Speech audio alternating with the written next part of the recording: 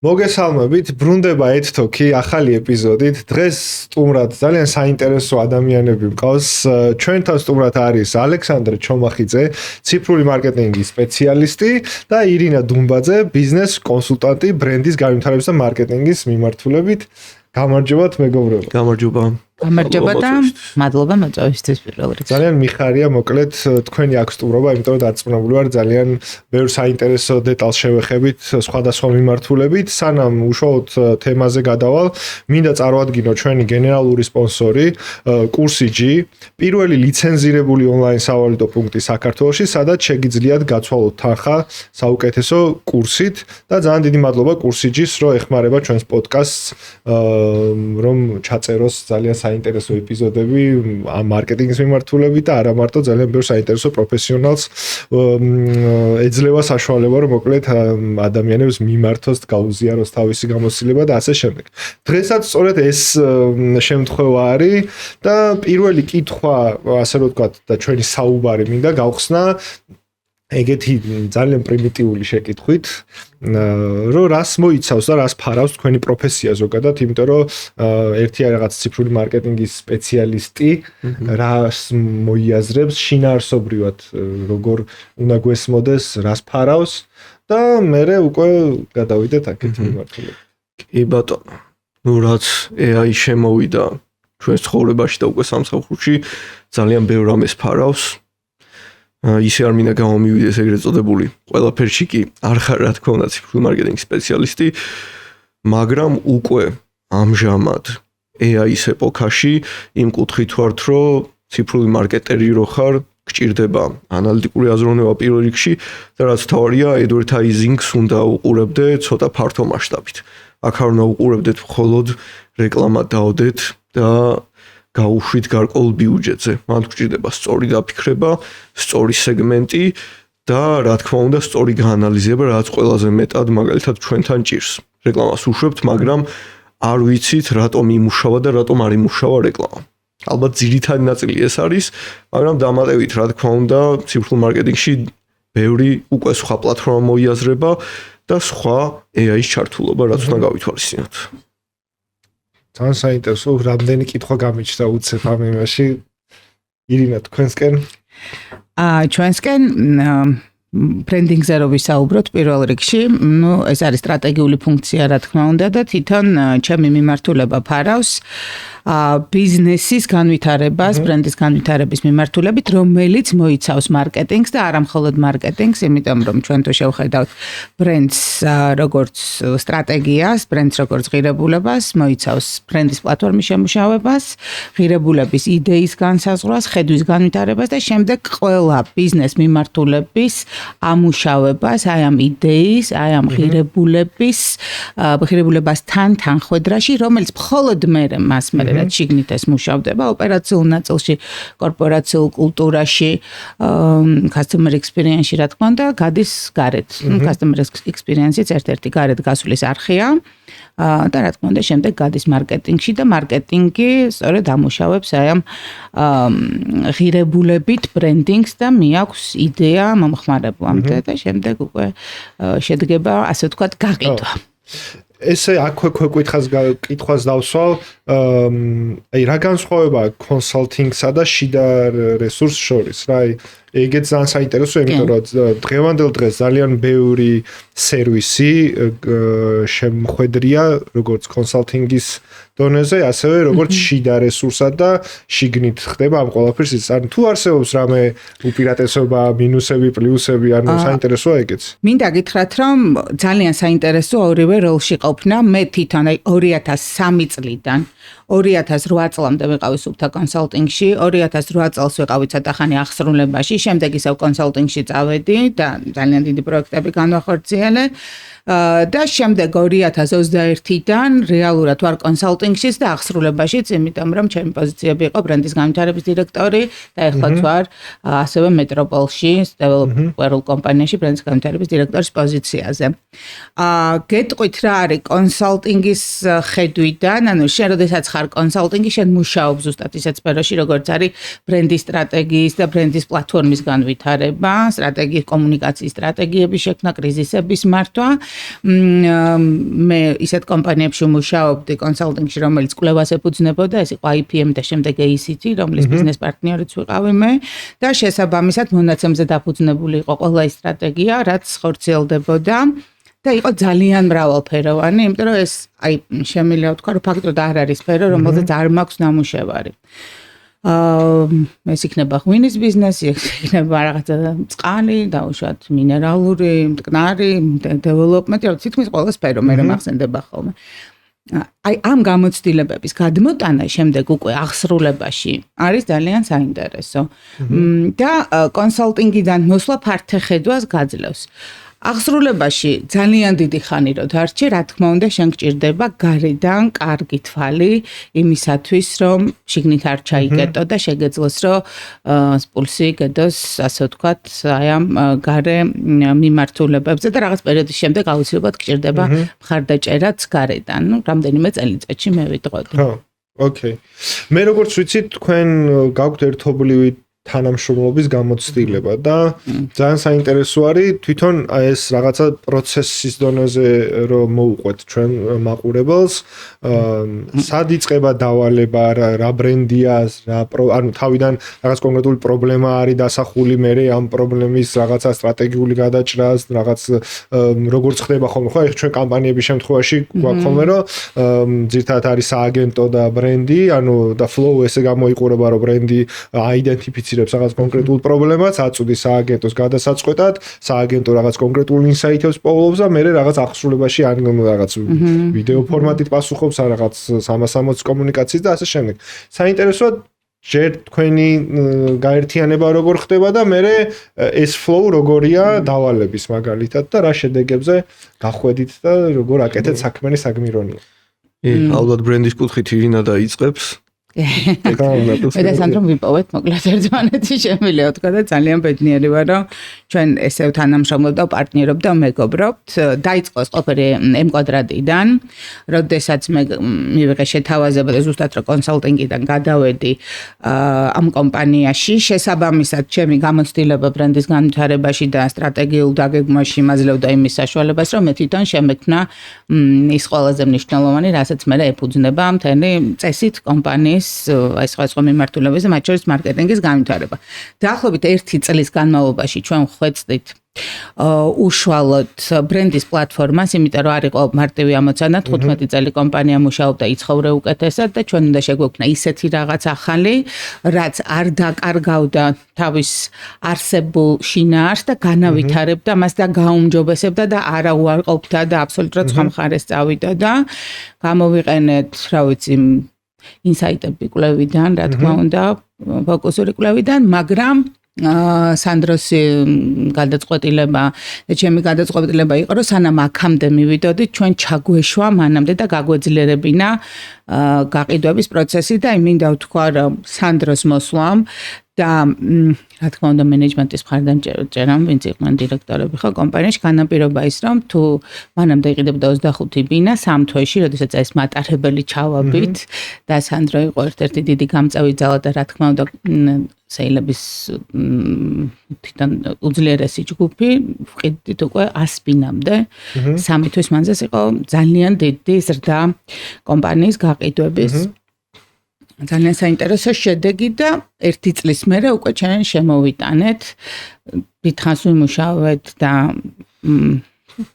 დავუმიზნეთ შიშებს, ადამიანურ შიშებს, იმიტომ რომ ჩვენი სეგმენტი სანდრომიცის ყველაზე კარგად და ის უმიზნებს არის ის, ვისაც ეშინია რომ ბოლო ცხოვრებაში რამე არ გამორჩეს ამ მუდმივი მუშაობის და რუტინის პროცესში და შემოვიტანეთ ეს იცხოვრე ისე როგორც არავის არ უცხოვრია და როგორ და იცხოვრე შენი ცხოვრებით და ეს იყო შინაარსი მთელი თავისი ღირებულებითი, რა თქმა უნდა საძირკველი, ძირითადი ღირებულება, როგორც ვხვდებით, ახლა თავისუფლებაზე დგას. რა და შემდეგ ბევრი ძალიან საინტერესო კამპანია და სააგენტო არაჩვეულებრივ რომ სააგენტოსთან ერთად და რეჟისორთან და ჯგუფთან ერთად ძალიან მაგარი კამპანია განვახორციელეთ, რომელსაც მე უკვე სანდრომ მისცა მოყვება უკვე რაც სანდრო შენთან როგორ მოვიდა ხა ეს დავალება ისე მე ეგეთი კითხვა გამიჩნდა ხა რო იყო ნათქვამი რომ სანამ უშუალო ეს მთავარი მესიჯი მთავარი კომუნიკაცია გაიშვებოდა მანამდე სეილების კომუნიკაცია თქვენ დასტარტეთ და ძალიან საინტერესოა რა სტრატეგიით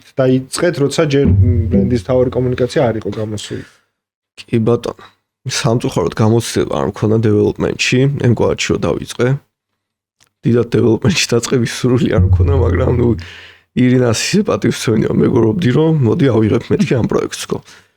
რო დავიწყეთ ესეთი შეთანხმება იყო, რომ პირველი 3 თვე გავტესტავდით ყველაფერს. გაფრთხილებაც მოვახდინე, რომ პირველი 3 თვე ყველაფერი უკან წავა, მაგრამ ნუ მეტი გზა არ იყო, უნდა გვენახა სად როგორ რანერად წავსულიყავით. ამ 3 თვის განმავლობაში მართლაც ეგრე მოხდა, ყველაფერი უკან წავიდა, თავდაღირად დადგა. მაგრამ ყველა მიმართულებით დავიწყე ტესტირება. ეს იყო Meta advertising-ი, SEO, Google Ads-ი და ზოგადად სწორად სად როგორ რანაირად გამოჩენილი იყო ჩვენი რეკლამები. გამოცდილება არ მქონდა დეველოპმენტში, მაგრამ ერთ რამეს სულ ამბობდი, რომ მაგალითად შეიძლება მე ძალიან მაგარი ბრენდი მქონდეს და ძალიან მაგარი საიმიჯო ვიდეო გადავიღო. მაგრამ ეს უნდა ნახონ კონკრეტულმა ადამიანებმა. ანუ მასაზე არასოდეს არ უშვებდით. იყო ხალხი გვეუბნებოდა, რომ თქვენი საიმიჯო არ მინახავს, მაგრამ ვისაც ნანახი ჰქონდა, ის უკვე ჩვენი კლიენტი იყო. სწორად მიდიოდა მიზანი, რეკლამა სწორად უჩნდებოდა კონკრეტულ ადამიანებს და საბოლოო ჯამში ვიღებდით შედეგებს. უფრო დავიწროებულები ვიყავით, მაგრამ სეგმენტურად. ჩვენ მაგალითად თუ გქონდა საშუალო დაბალი ბიუჯეტის და პრემიუმ სეგმენტის პროდუქტები, სულ სხვადასხვა მიმართულებით უშვებდით ამ ყველაფერს. საბოლოო ჯამში ის მოხდა, რომ გავედით იმ მიზნამდე, რაც გვჭირდებოდა და სერიოზული შედეგები დაიდო, რასაც არცლი არ მოველოდი, იმიტომ რომ როგორც გითხარით, არ მქონდა დეველოპმენტში გამოცდილება, მაგრამ საბოლოო ჯამში ვიპოვე ის, ასე ვთქვათ, ოქროს შუალედი, რის საშუალებითაც სწორ სეგმენტს ვაჩვენებდი ჩვენს რეკლამას რა. და ერთ აღნიშნო პირველი კომპანია იყო, ჩემი აზრით პირველი, ზუსტი სტატისტიკა არ ვიცი, როდესაც მაშინ ჯერ კიდე ესეთი ავტომატიზაციები არ ხდებოდა, ChatGPT ჩავაშენეთ Meta Ads Manager-ში, რის საშუალებითაც თითქმის უკვე 100%-ით გადაწყვეტილებებს რეკლამაზე ხელოვნური ინტელექტი იღებდა. დასაწყისში ბოლომდე არ მივეცით რა თქმა უნდა საშუალება, მაგრამ ბოლო პერიოდში სრულ გადაწყვეტილებებს რეკლამის ოპტიმიზაციაში ხელოვნური ინტელექტი გვეხმარებოდა. ესე მივდიოდი. ეს რომელი წლები არის? ეს იყო 23 წლები უკვე, როცა ის შემოვიდა და GPT-მ დაიწყო, OpenAI-მ დაიწყო ზუსტად ეიჯენტებზე ლაპარაკი და ინტეგრაციებზე. არ იყო ინტეგრაციის საშუალება, ამიტომ დაგვჭირდა დამატებით დეველოპერი, რის საშუალებითაც დავწერეთ ჩვენი ასე ვთქვათ, ჯაჭვი API და ჩავაბით და ჩემი პირველი გამოცდილება იყო მაგ კუთხით და საოცარი შედეგი მივიღეთ. კიდე ერთ ვიტყვი, რომ ძალიან ძლიერი გუნდი დახვდა შიგნით. მარკეტინგის ტრადიციული მარკეტინგის მიმართულებაში, დიჯიტალის მიმართულებაში არავინ არ იყო და სანდრა იყო თავიდან ბოლომდე და მოვიყვანეთ ესე ანალიტიკოსი, რომელიც როგორც წესი არ ყავთ მარკეტინგის და ბრენდის ჯგუფში ანალიტიკოსი შიგნით და ძალიან ასე ვთქვათ, დიდი წვლილი შეიტანა, რასაც მატარებელი ვითავაწყეთ და ფაქტიურად აი ყოველდღიურად სანდრო რო კითხულობთ რა რა ხდება და მეც რო კითხულობთ ბაზარზე რა ხდება, მირაშვება, სად ვარ, როგორ ვარ, სეგმენტირება, მთელი ინფორმაცია ქონდა ხელქვეშ და ძალიან დიდი ხელშეწყობა ქონდა მენეჯმენტის ვიტყვი, რომელიც არის აი გადამწყვეტი იმისათვის, რომ ბრენდი ან გამოვიდეს ან არა. კი, აი ცოტა ბანალურია, რომ კარგი გუნდი ყველაზე მთავარიაო, მაგრამ მაგ პროექტით მივხვდი, რომ ყველაზე დიდი მნიშვნელობა აქვს, იმიტომ რომ სინქრონულად მუშაობდით. ჩემს კარიერაში სულ 3 კომპანია იყო ერთ-ერთი M-კვადრატი, სადაც ანალიტიკოსი მყავდა. მე ჩემი კუთხით რა თქმა უნდა ვიცოდი რეკლამის გაანალიზება, მაგრამ ანალიტიკოსი რო თავის სფეროთი და გამოცდილებით აკეთებდა ანალიზს, უფრო დიდი ინფორმაცია მქონდა, რამდენად სწორად მივდიოდი სამიზნე აუდიტორისკენ. რაც თავია ჩვენი მენეჯმენტის ერთ-ერთმა წარმომადგენელმა დანერგა ყოველკვირეული შეხვედრები გქონდა სულ, სადაც განვიხილავდით, რამდენად სხვადასხვა დეპარტამენტი ერთ რელსებზე ვიმყოფებოდით. ეს იყო გაყიდვები, ჩატის ოპერატორი, მარკეტინგის მენეჯერი და თანხდებოდით, რომ მე რო რეკლამას უშვებ რამდენად სწორ სეგმენტზე ვართ, ოფისამდე რო კლიენტი მოდის, რამდენად ის არის, ვინც გვესაჭიროება რომ ჩვენ პროდუქტს იყიდის და ასე ვთქვათ, ყველა ერთი რელსების სწორ ხარზოვნად მივდიოდით, იმიტომ რომ ზოგს წარმოდგენა აქვს ბევრ დიდ კომპანიასაც, რომ თუ მაგალითად დიჯიტალი სწორად დაუმიზნებს საკმარისია, იმის მიუხედავად პროდუქტი კარგია თუ რეკლამა ცუდია. მაგის მიუხედავად მაინც. მე ხა ესეთი კითხვა გამიჩნდა. სამშენებლო ინდუსტრიაში თითქოს არ ვიცი დღევანდელ დღეს ესე ვიტყოდი. ძალიან დიდი წილი მოდის დიჯიტალზე, სოციმედიაზე, ლიდების გენერაციაზე და ასე შემდეგ. თქვენი გამოცდილებით ახლა მარკეტინგში ძალიან ბევრნაირი კომუნიკაცია არსებობს, ხო, რაღაცა ბრენდის განვითარების და ასე შემდეგ. ანუ ესე ცალსახად შეგვიძლია ვთქვათ, რომ აი ეს ყველაზე დიდი დრაივერია ლიდების გენერაციისთვის თუ აი რაღაც ტრადიციული კომუნიკაციები რაც სიტყვაზე PR-ს რო ეძახდნენ თავის დროზე და რაღაცა ეგეც ერთ-ერთი შემადგენელი ნაწილი არის თუ დღეს აი სად არის ანუ აი 90%-ით არის ლიდების გენერაცია დიჯიტალის რაღაცა მაცოცხლებელი სამშობლო კომპანიისთვის თუ შეიძლება მაგალითად 50% მივცეთ ამ არ ვიცი პლატფორმებს ჯამში და ისე მომხმარებლებსაც რომ შეიძლება სატელევიზიო კომუნიკაციით დავიჭიროთ მაგალითად ან არ ვიცი ემიგრანტები ვთქვათ პირობითად რომელიც ძალიან აქტიურად გაისმება ხოლმე სამშენებლო ინდუსტრიაში არსებული ბიზნესებისთვის და ძალიან სერიოზული თარგეტია ანუ რამდენად ეგეთი ღირებულია დიჯიტალი დღეს სამშენებლო სფეროსთვის არ ვიცი აი მე ტექნიკურად ვიტყვი და ირინა ბრენდის კუთხით რა თქმა უნდა განავრცობს მე ვიცი სამშენებლო კომპანიები, რომლებიც მხოლოდ ლიდ გენერაციაზე მუშაობენ და ორიენტირებულები არიან, რომ მხოლოდ ბინა გაყიდონ და ყიდიან. უბრალოდ ისინი რო აჩერებენ რეკლამას, მორჩა ის კომპანია აღარ არსებობს, გაქრა. ჩვენ შემთხვევაში და ირინას შემთხვევაში ჩვენ რეკლამას უშვებდით ლიდების გენერაციისთვის, ასევე ბრენდის განვითარებისთვის უშვებდით, როდესაც ჩვენი რეკლამა მაგალითად ითიშებოდა, ჩვენი ბრენდი ახსოვდათ იმ ყველაფრით, რაც ირინამ შექმნა. ამიტომ დეველოპერულ კომპანიები, რაც ეხლა მე ვიცი, ორად იყოფიან. ერთი მხოლოდ ბინებს ყიდის და საერთოდ არ აინტერესებს ვინმეს ეხსოვნება თუ არა მისი ბრენდი. მეორე კიდე ცდილობს რომ ბრენდის დაამახსოვროს და ლიდების გენერაციის კუთხითაც კარგად არსებობდეს. ფიქრობ რომ ორივე საჭირო არის და ეხლა მით უმეტეს ძალიან ბევრი დეველოპერულია და ვფიქრობ ნელ-ნელა ასე ვთქვათ დაიფერთხებიან და რამოდენიმე კარგი დარჩება რა. მიზანს გააჩნია. ხო. აი მე და სანდროს არა მარტო ამ კვადრატზე გვაქვს ნამუშევარი, ერთად გვაქვს ნამუშევარი დეველოპმენტში მაგალითად ისტორიის ბრენდზე, ჰოუმერზე, სადაც ახლა სანდრო მუშაობს ჩვენი მეგობრების ძალიან კარგი კომპანია არის. მიზანს გააჩნია შენ თუ ქმნი გრძელვადიანად ჩემ ბიზნესს და გინდა რომ ბიზნესში იყო 5-10 წელი შენ ინტეგრირებულ მარკეტინგულ კომუნიკაციებს აკეთებ. ხა ეს რას ნიშნავს? მაგალითად პირველად როცა მივედი მე რადგან კვლევის დიდი გამოცდილება მქონდა პირველად გავზომე რა თქმა უნდა M კვადრატის ბრენდის ველო რა კაპიტალი რასაც გვია ხო? ეს როგორ გავზომეთ ხა ჩაულებრივად იგივე ტერიტორიაზე უცნობი ბრენდის ფასი რა იყო და ჩვენი ფასი რა იყო და გამოვაკელით ერთმანეთს და $400 მეც კვადრატულში იხდიდა მომხმარებელი და ეს იყო ბრენდის ფასი. წარმოიდგინეთ ახლა კვადრატულში $400 მეც გადაიხდი. და ეს ბრენდის ფასი იქნება რითი რეპუტაციით და ეს რეპუტაცია იქნება იმ ღირებულების ჩვენებით, რა თქმა უნდა, სხვადასხვა საკომუნიკაციო აქტივობებში და არა მარტო კომუნიკაციით, ხო, იქ თავის მშენებლობით, ხარისხით, იმიჯით, პრესტიჟით, გამოცდილებით, სანდოობით. ამაზე ყველაფერზე რა თქმა უნდა მუშაობს ტრადიციული მედია და დიჯიტალი. მაინც ვიტყვი რომ წამყვანი დღეს გაყიდვების კუთხით არის დიჯიტალი. თბილისში ვიტყოდი რომ 80% ან შეიძლება მეტიც უშუალოდ გაყიდვაზე, მაგრამ აი გაყიდვას მხარს უჭერს ტრადიციულ მედიაში განხორციელებული და გამოჩენილი ბრენდის შინაარსი. ხო, უფრო სეილებს მერე უფრო უმარტივდებათ სავარაუდოდ მოტანილ ლიდებთან კომუნიკაცია. ინტეგრირება ჭირდება რა. გარდა აი ამ სივრცისა შენ სხვაგანაც უნდა ხედავდე მას, გარეთ უნდა ხედავდე, სატელევიზიო სივრცეში უნდა ხედავდე, უნდა კითხულობდე, ღრმად ჩადიოდე მის შინაარსში, გამოფენაზე ნახულობდე, ქუჩაში ხვდებოდეს კიდე სხვადასხვანაირად. ნაგელაპარაკებოდეს.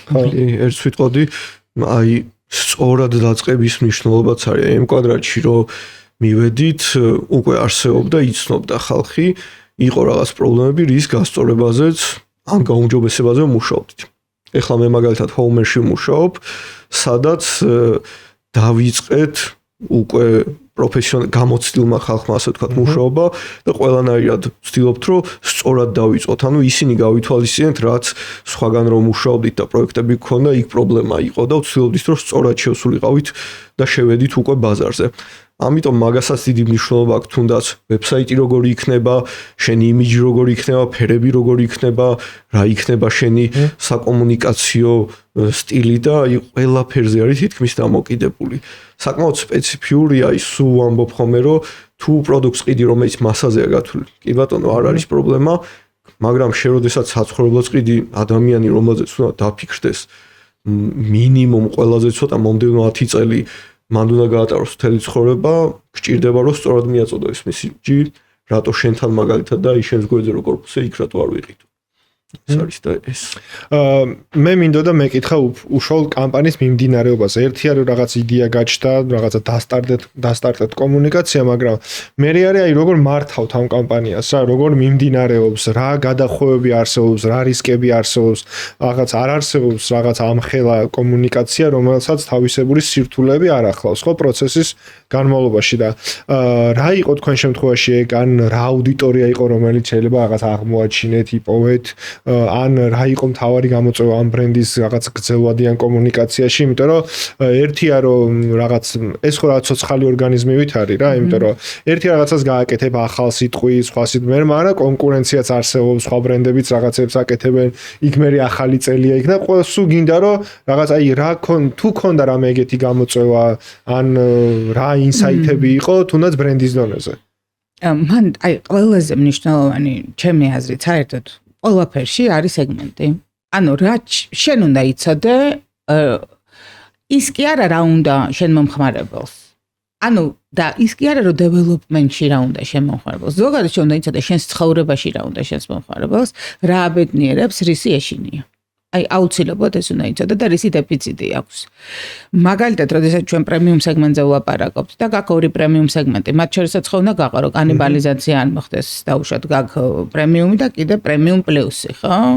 უნდა მიხვდე რომ ერთ სტაშის დაკვრა ჭირდება, ჯერ მაგალითად აუწია ცხოვრებას გავაკეთეთ ჩვენ ცათამბჯენზე რა, იმიტომ რომ ეს ხალხი იყო, უნდა იყიდა იმ ადამიანებს, რომლებიც ჯერ კარიერულ კიბეზე ადიან და ჯერ მათ ტაში უნდათ აუწიან ცხოვრებას, მაგრამ მაგალითად როდესაც თაწმინდაზე ვყიდით პროექტს, ვიცოდით რომ ამ ხალხს უკვე აღარ სტაში უნდა, უბრალოდ სიმშვიდე უნდა, თავის თავთან დაახლოება უნდა, თავის თავთან საუბარი უნდა და მისთვის მიღწეულია რაღაცა ესენი და აი ყველაზე დიდი გამოწვევა საერთოდ ჩემი აზრით არის ის რომ გესმოდეს ვინ არის მეორე მხარე და ერთ ენაზე მისი ღირებულების ენაზე ესაუბრო. ანუ თუნდაც რა ვთქვათ, გაყიდო ის რასაც ის იყიდის, მაგრამ ჩვენ როცა ბრენდის დონეზე ამას ვაკეთებთ უკვე რა თქმა უნდა ყველა ბრენდის მიზანი გაყიდვაა, მაგრამ ჩვენ პროფესიონალები იმისათვის რომ შთაგონებულები ვიყოთ, ცოტა უფრო ამაღლებულად უყურებთ ამას და ვფიქრობთ რომ ის რა ნაწილში დავკავშირდეთ. რა ნაწილში დავკავშირდეთ ჩვენს მომხმარებელს. თუ გამოწვევები არის, მაგრამ თუ ეს გესმის, ნაკლებია და ისე მარკეტინგს რაც შეეხება ზოგადად არის პროცესი, რომელიც არის კარგი და საუკეთესო. მთავარია რომ ეს დაიჭირო. ყველაფერი საუკეთესო ვერ იქნება, იმიტომ რომ პროცესია ეს რა. ყველა კამპანია ვერ იქნება საუკეთესო, ხო? თუ არ ცადე ბევრი რაღაცა, ანუ არ არსებობს მე ერთი ხშირად მქონია ხოლმე რომ არ არსებობს რაღაცა, აი მაგარი პროფესიონალი ხარ და შენი ნებისმიერი გადაწყვეტილება აუცილებლად მოიტანს რაღაცა კარგ შედეგებს. ანუ მარკეტინგი არის ძალიან ბევრი მცდელობების ერთობლიობა, რომელიც საბოლოო ჯამში იმ რაღაცა მცდელობების შედეგს გაძლევს რა. და ეგ ხშირად არის ხოლმე, რომ ზოგ კომპანიაში აი ცოტა უფრო დამფუძნებლების და რაღაც C-level ადამიანებს ქონიათ ხოლმე, რომ აი თითქოს არ პატიობენ რაღაც მარკეტერს რაღაცა fails რა და ეხა არ ეხა ცხადია ისეთ fail-ი არ უნდა ქონდეს რომ ბიზნესი გადააყოლო ამ ყველაფერს, მაგრამ რო რაღაც კონკრეტულ ციფრებს რო გახვიდეთ, თუნდაც აი advertising-ის მიმართულებაც რო ვთქვათ, ექსპერიმენტი. მილიონი აუდიტორია თუ არ გატესტე, მილიონი იმაზე თუ არ დაფეილდი, შედეგზე ვერ გავალთ და მე მგონი რაღაც თქვა გინოდა და გაგაწყვეტინე. მინდა ვთქვა რომ ჩემი გამოცდილება რომელიც არ არის პატარა, საკმაოდ დიდია, მეუნება იმას, რომ მარკეტინგში არსებობს სიზუსტე. აი, თითქოს უცნაური ამას, რასაც ვამბობ რა, მაგრამ აი მილიონი იდეა არ არის მარკეტინგში. როცა შენ სეგმენტი კარგად იცი, ამიტომ ვამბობ. იქ არის სიზუსტე და სიზუსტით და აი რაც ანდრომ თქვა, ფოკუსირებით უნდა გაყვან. მთელი მარკეტინგის და ბრენდინგის იდეა ფოკუსია რა. ფოკუსი და არაცდენა შენ თავარ ხაზზე, რომელიც იდენტურობას გაძლევს და აუდიტორიის სურვილებზე. თუ შენ ფოკუსი გაქვს, სიზუსტე გაქვს, ფინანსურ სიზუსტეს არ ვამბობ ხო?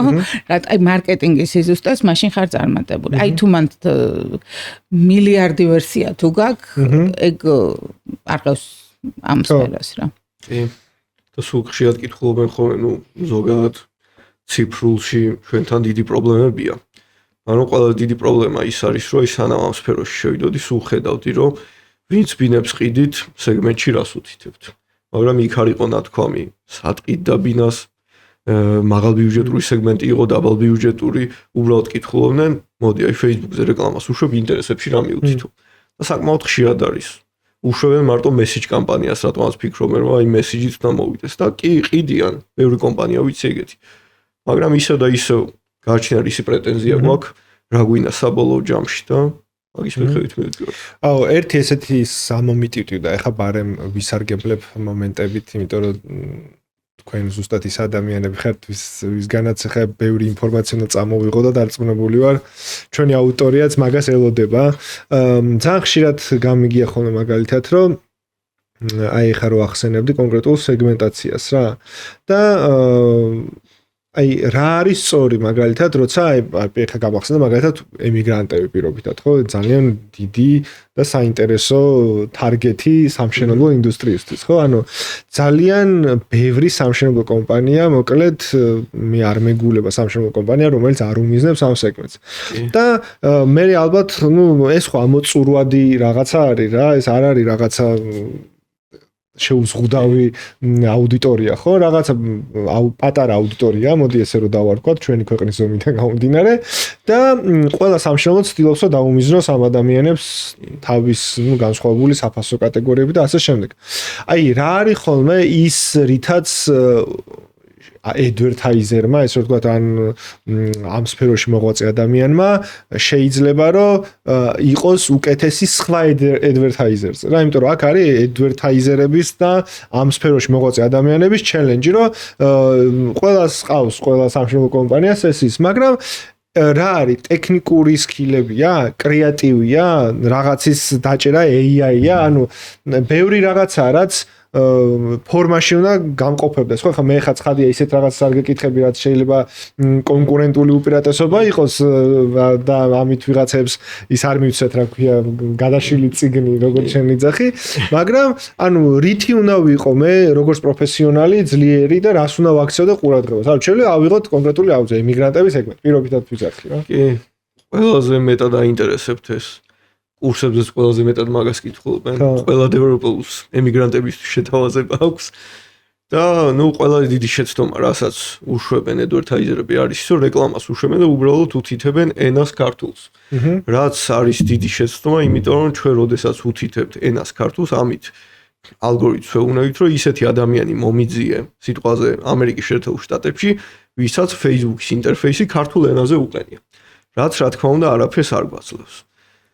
მეორე შეცდომა, რასაც უშვებთ, არის ის, რომ ვუთითებთ ძალიან ბევრი ინტერესს, რასაც ჩვენთან ზოგადად ლიმიტი 50-ია, 50-ის მერე კიდე გამატებინებს სისტემა, რატო არ ვიცი და ისე მეტას უწერია, რომ ერთი ცალი რომ მიუთითო, ეგეც საკმარისია. საბოლოო ჯამში ესეთ მიგნებამდე მივედი და ამაში დამეხმარა ბოლოს GPT ძალიან კარგად რომ მივსულიყავი მაგამდე, ავიღე ერთადერთი ინტერესი, ხან ორს ვიღებდი. ერთ-ერთი იყო უძრავი ქონებით დაინტერესება და მეორე იყო რომ იყო ოჯახის წევრი იმ ოჯახის რომელიც ქვეყნის გარეთ ცხოვრობდა ეს ინტერესების მიდგომით და უბრალოდ ტექსტი და ფოტოსურათი იყო ქართულ ენაზე და უკვე ხვდებოდა სისტემა რომ ეს ისეთ ადამიანისთვის გამოიჩინა ვინც ქართულად კითხულობდა მაგალითად ჩვენ ახლა უცხოეთში რომ იმყოფებით რამდენი გვიმოგზაურია დაგვისვენია უცხო ქვეყნებში ხო ჩვენ რო გავხსნათ ჩვენი ფიდი, ისევ ქართული ფიდი ჩანს იქ და ადაპტაცია სჭირდება ზუსტად 90 დღე რომ ქართული რეკლამები გიჩანს. რომ მთლიანად იქ გადავის. ანუ მე რო აქაც გაუშვა რეკლამა, შეიძლება ემიგრანტს გამოუჩნდ. ეს არის ერთი მეთოდი ყველაზე მარტივი ინტერესებით. მეორე და ეს იქნება ალბათ ყველაზე დიდი საიდუმლო, მაგრამ მოემზადოთ მეგობრებო. რომ მეტას აქვს ესეთი ფუნქციონალი, რომ შეგვიძლია ჩვენ შევქმნათ look like აუდიტორია, ანუ რაღაც აუდიტორის მსგავსი აუდიტორია. მე თუ ვიცი, რომ საქართველოში მყავს კარგი სეგმენტი, აი ბოლო 2 თვე ძალიან კარგი სეგმენტი ყავდა, ვინც ბინა იყიდა. მე შემიძლია შევკრა ჯერ ეს სეგმენტი ბოლო 2 თვის და მე სისტემას უთხრა. ამათი მსგავსი შემიქმენი მაგრამ ამათი მსგავსები იპოვე ამერიკის შეერთებულ შტატებში და აცდენა 0-დან 10%-ს გვათითებინებს სისტემა. უნდა მივუთითოთ 0 და 1. უბრალოდ აუდიტორია გვჭირდება ყველაზე ცოტა 50,000 კაცი. საიდან შექმნის. ამ შემთხვევაში სეგმენტს შეკრავთ, რომელიც თითქმის 70-80% ზუსტია იმის, რაც საქართველოში იყო და მარტო ქართველებზე გაგიყვანთ. ეს არის მეტას ყველაზე დიდი საიდუმლო და მეორე, რა თქმა უნდა, Google Ads-ი, მე Google Ads-ში ძალიან დიდი გამოცდილება არ მაქვს. SEO სპეციალისტი უფრო ვარ, მაგრამ Google Ads-ით საშუალებას გვაძლევს, ხშირად ჩვენი ემიგრანტები ეძებენ, სამწუხაროდ ჩვენი ემიგრანტები ხშირად Yandex-ს ეძებენ და მანდაც თუ SEO-ს გააკეთებთ ძალიან კარგი იქნება, მაგრამ საკმაოდ დიდი ძებნადობა გვაქვს სუფთა SEO-თი Google-ზე. ყველას მაგაზე ვუჭამ ასე ვთქვათ twins რომ ვებსაიტი ტექნიკურად იყოს გამზადებული, უცხო ქვეყნებში იძებნებოდეს და რაც ყველაზე მთავარია, თქვენი ვებსაიტი თუ საქართველოში სწრაფად იტვირთება, ეს არ არის საკმარისი ტიპი, როდესაც ამერიკიდან შედის თქვენს ვებსაიტზე და მინიმუმ 20 წამი სჭირდება ჩატვირთ, ასე ის უკვე ცუდია და გამოიყენონ ტექნოლოგია სახელად CDN-ი. აი ეს არის რაც ეხლა თქვი ციგნი კი არა, ვესროლი ციგნი. აი მარტო ესენი რომ გაითვალისწინოს კომპანია, ემიგრანტებზე გასulis პრობლემა საერთოდ არ ექნება. უბრალოდ ქართველებს გვაქვს აი გამოთქმა რო არის დაღლილები დავიბადეთ და ვისვენებთო. სიახლეზე ადაპტაცია და ახალი რაღაცის გატესტვა არ გვინა, იმიტომ რომ გვეზარება შეწუხება, ადაპტაცია და აი ესენი რო სცადოთ, ემიგრანტებზე პრობლემა არ იქნება რა. მოკლედ ოქროს ასოებით შეიტანა ჩვენს პოდკასტში რჩევები. მე როგორც ვიცი, გაქვთ კიდევ кейსი, რომ ერთად მუშაობის შეიძლება კონკრეტულად ამ კვადრატს არ უკავშირდება, მაგრამ თუ არის რაც შეიძლება საინტერესო იყოს ჩვენი მაყურებლისთვის. მაგალითად სანამ ჰოუმერში იქნებოდა სანდრო, ჰოუმერშიც გვაქვს, მე თვითონ ბრენდის პლატფორმაზე ვიმუშავე მის დამფუძნებელთან და არაჩვეულებრივ დირექტორებთან ერთად. და შევქმნით და მიდის ახალწლოვანი რეკლამა და სანდრო იმთავითვე არის უკვე და ხარს უჭერს გაყიდვებს იქ. ასევე დეველოპერული კომპანია ისტორია, რომელიც საკმაოდ საინტერესო ბრენდი გამოვიდა.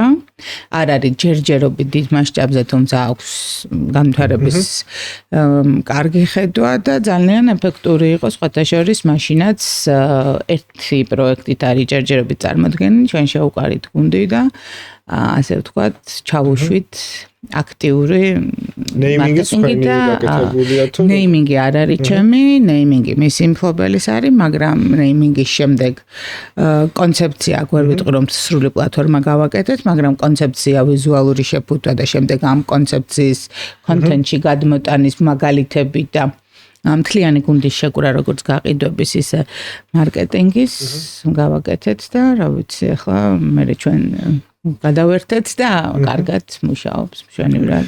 მე მაქვს ეგეთი შეკითხვა, ძალიან ხშირია ჩვენს ინდუსტრიაში კითხვა ვადებთან დაკავშირებით. რომ ზოგადად რა თუნდაც სააგენტოები ავიღოთ, თუნდაც რაღაც კონკრეტული ფრილანსერები ავიღოთ, ყველას განსხვავებული ვადები აქვს რა, რაღაც შესრულების. თუმცა ბრენდის აი პლატფორმაზე სამუშაოდ, სტრატეგიაზე სამუშაოდ, თითქოს ეს სტანდარტი არ ვიცი, მოდის ახლოს ერთმანეთთან თუ არა, აი რა არის გონივრული ვადა, რაც აი მართლა კარგი, ხარისხიანი, გააზრებული, კვლევა ჩატარებული, აი გულსდასრულს რო ჩადებ პლატფორმაში, აი რა პერიოდი არის დაახლოებით ეს ყველაფერი და ასევე მაინტერესებს შენ რო იღებ მე ამ დავალებას, შენ რა პერიოდი გჭირდება იმისთვის, რომ მაგალითად სტრატეგია გააკეთო, ad plans რო ესახი და აი რო ავიღოთ ეს არის დაახლოებით 6 თვე მართლა იდეალურ შემთხვევაში თუმცა ხო მეთანხმებთ რომ 6 თვე არავის არასდროს არ აქვს რატომ ეს იმიტომ რომ ყველაფერი იწყება მენეჯმენტის და მფლობელების ჩაღრმავებული გამოკითხვით რომ სად უნდა წავიდნენ აი მაგალითად 10 წელიწადში სად უნდა რომ იყვნენ აქედან მე ამას ემატება აუცილებლად ინსაიტები ბრენდზე და პოტენციური მომხმარებლის გამოკვლევა, არსებული მომხმარებლის გამოკვლევა, საიდანაც ჩვენ ვიღებთ იმას თუ რა პოზიციონირება აქვს დღეს, თუ არსებულ ბრენდზე ვლაპარაკობთ, ხო? და საით შეიძლება ის განვითარდეს, ხო? შემდეგ უკვე კეთდება ამ ყველაფერზე დაფუძნებით ასევე კვლევა კეთდება თვითონ მაგალითად დარგის, იმიტომ რომ ხაროც დეველოპმენტზე მუშაობ, მაგალითად ღვინოზე მუშაობ, უყურებ როგორ ვითარდება არა მარტო საქართველოში, არამედ როგორ ვითარდება ევროპაში, როგორ ვითარდება ამერიკის შეერთებულ შტატებში, დუბაიში. და რა ტენდენციებია, ხო, როგორი სახლები შენდება თუნდაც და რა უნდა დღეს მომხმარებელს, აგერ ვიღაცას საერთოდ შეიძლება ესეთი სახლი უნდადეს ადრესოლოგში რო იყო. ნუ აი განსხვავებული რაღაცები შემოდის, ხო, ბაზარზე. ამას აკეთებ და შემდეგ უკვე ქმნი პლატფორმას. პლატფორმის შექმნა საკმაოდ შრომატევადია და კრეატივი და ლოგიკური აზროვნება არის შეჯერებული ერთმანეთზე, რომ თქვა ის იდეა, რაც ამ ყველაფერს ამოძრავებს მერე, ხო? და ამის მერე ყველა საინტერესო პროცესი მოდის, რომ აი ამ პლატფორმის დანერგვა ხდება. აი მე ჩემი ღირებულება თუ არის თავისუფლება მაგალითად, ჩიპით უნდა შევიდეს, ჩემი ღირებულების ბრენდის მომხმარებელი ან თანამშრომელი ოფისში, არა, რა თქმა უნდა, თუ თავისუფლებაა ჩემი ღირებულება, რა უნდა იმ ჩიპებს რო აწკაპუნებს ხდები, ესე ვხედავთ და სწორია, მაგრამ აი მაგალითად ბარივით რო დგას და ბარიერის მიღმა მელაპარაკება გაყიდვების ადამიანი სწორია, როცა თავისუფლება არ ჩემი არა. ანუ აი ამ დონემდე იდეალურ ვარიანტში ბრენდის ღირებულებები უნდა დავიდეს როგორ ხდები მე, რომ თავისუფლება არის ამ ბრენდის ღირებულება, როცა შემოვდივარ ოფისში. არა მარტო როცა რეკლამას ვუსმენ, არამედ როცა ოფისში შემოვიდი, როცა ადამიანი მელაპარაკება, გაყიდვებ, რა აცვია. რა სიტყვით მელაპარაკება, იმიტომ რომ რა ვიცი, მიწერია ერთი, მაგრამ შეზღუდულია. ამ პირიქით ტრადიციული არის, რა ღვინოა და ტრადიციულ იდეებს ატარებს. და აი ეს ინტეგრაციის პროცესი არის ძალიან საინტერესო, იმიტომ ფაქტორად მთელი ყველა კომპანიის მიმართულებებში შედიხარ და პოლიტიკებს ეხები. სინამდვილეში თუ შეგახეს და შეგიშვეს ბოლომდე ადვილია როცა შიგნით ხარ კომპანიაში და შეღწევა უფრო ღრმა არის ამ შემთხვევაში და პარალელურად რა თქმა უნდა აი ეს ყველაფერი რომელიც შიგნით კარგად გააზრება მოხდება არ არის მარტივი პროცესი და ბევრი წინააღმდეგობა ახლავს ამასთან მე უკვე როგორ ითარგმნება და როგორ ელაპარაკები ადამიანს ამაზე გარეთ შეგინ თუ არ ჯერათ ამისი გარეთ ამის დაჯერება და მე კიდე მით უმეტეს სეილები თუ ყავს ფრანჩი გარეთ რომ ვინმე მიგრძნოს ეს რთულია. ძალიან საინტერესოა რა თქმა უნდა. ხო, ძალიან დიდი პროცესია. დიდი პროცესია და საინტერესო. 6 თვე მოიხარშა და 6 თვე არის კარგი დრო და ვურჩევდი კომპანიებს რომ კონდეთ ეს დრო, იმიტომ რომ აი მათი იდეალური თავის და ვერსიის განვითარების საშუალებაა და გააზრების. მარტო ის კი არა ფული რამდენი მიშოვნოთ, არამედ რაღებულები შევქმნით. ჩემ შემთხვევაში აი ეს კაცი რა ვაიმე ცოტა მანდუაში ვარ. ნუ რეალურად ჩემ მეგობარი ხუმრობს ხოლმე რომ მარკეტერის შემთხვევაში ყველაფერი უნდა გუშინ და გეკითხებიან გუშინ წინ რატო არა. და რატო? რა თქმა უნდა ყველაფერი რომ მზად არის ბრენდის კუთხით ჩვენი მოვალეობა რომ უკვე მივიტანოთ და ხშირად აი რამდენ კომპანიასთანაც მქონია გამოცდილება შემიძლია თქვა რომ დაახლოებით 5 დირექტორთა საბჭო მყავდა რომელმაც იცოდა სწორი შეკითხვების დასმა მოსმენა და ხვდებოდა სწორ ვადებს რომ მაგალითად ვებსაიტზე რომ SEO-ს ვაკეთებთ რამოდენიმე თვე ჭირდება რომ მოვიძებნოთ რეკლამას რო გაუშვებთ და გვიწერს რომ მაგალითად მილიონმა კაცმა ნახა ვიდეო რეალურად ეგ მილიონი სისულელეა და ჩვენ გვაინტერესებს სრულად ვინ ნახა ეს ვიდეო ხშირად კითხულობს ხოლმე ზოგი რომ აი ძალიან მაგარი ვიდეო გაუშვით რატო არ მეუბნებიან ჩემი მეგობრები რომ მაგარი ვიდეო მაქვს რატო არ ნახეს მან სეგმენტებზე გვიწევს რატო არ მიჩანს რეკლამა ხო რატო არ მიჩანს რეკლამა და აქ ხშირად ვეუბნები რომ შენ არ ხარ მყიდველი რატო დავხარჯო შენზე თანხა ხშირად ჩხუბი მაქვს თანამშრომლებზე რომ ნუ ალაიქებთ თქვენს იმას, კომპანიის იმას არაფერში არ მჭირდება. ტყუილა მიხარჯავ თანხას და ნუ ამაზე დიდი კამათი მიდის. არ მოიწვიო მეგობარი, არ მოიწვიო ბიძაშვილი.